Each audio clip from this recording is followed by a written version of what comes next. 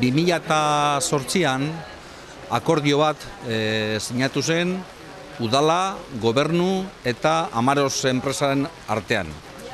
Akordio horren ondorioz, gaur daukagun zoru hau, eta zoru honetan frontoia dago, frontoiaren alboan beste zoru bat etxebizitzak eraikitzeko, eta zoru horretan izango gara gai eraikitzeko 89 VPO eta beste 53 etxebizitza tasatua.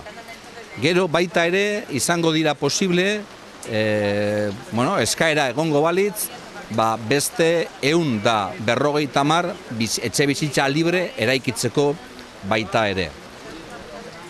Gu proiektu hau Orubiden bitartez egin dugu, Orubide da enpresa publiko bat, gobernurena, eta inbertitu ditugu 2,7 milioi urbanizazio hau garatzeko. Eta hemendik aurrera izango dira posible etxebizitzak eraikitzeko.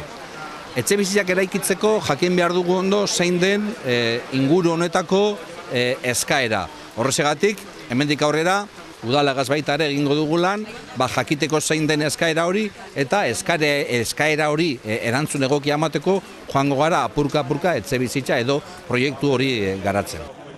Gaur egiten deguna Tolosako udalak errezepzionatzen du edo hartzen du bere gain auzune berri honen urbanizazioa. Beraz, zentzu hortan ikusten ditugun bezala hemen frontoia bera eta aparkaleku berriak eta ingurune guztia urbanizatuta dagona eta etxeen faltan dagona jasotzen du udalak. Ondorioz, gure ardura da orain hau egoki eta txukun mantentzea. Nire aldetikan behintzat eta sailburuari esan ditudan bezala etxebizitza eskubide bat izan behar dela bermatu behar dugu eta zentzu hortan hemen babestuak izango diren etxebizitza guztiak eskatzen dizkiogu alokairuan izatea, ezta?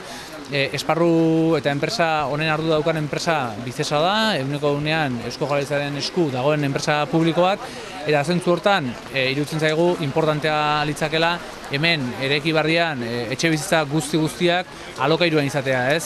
Horren bidez sustatuko genukelako benetan etxebizitza izatea eskubide bat eta beraiek sarri eta lehengo astean izan genuen beste jardunaldi batzuetan esan bezala etorkizuna etxebizitza alokairuko etxebizitza dela sustapen publikoetan argi daukagu aukera ezin hobea daukala hemen Bizesak eta Eusko Jaurlaritzak hitz horiek gauzatzen joateko.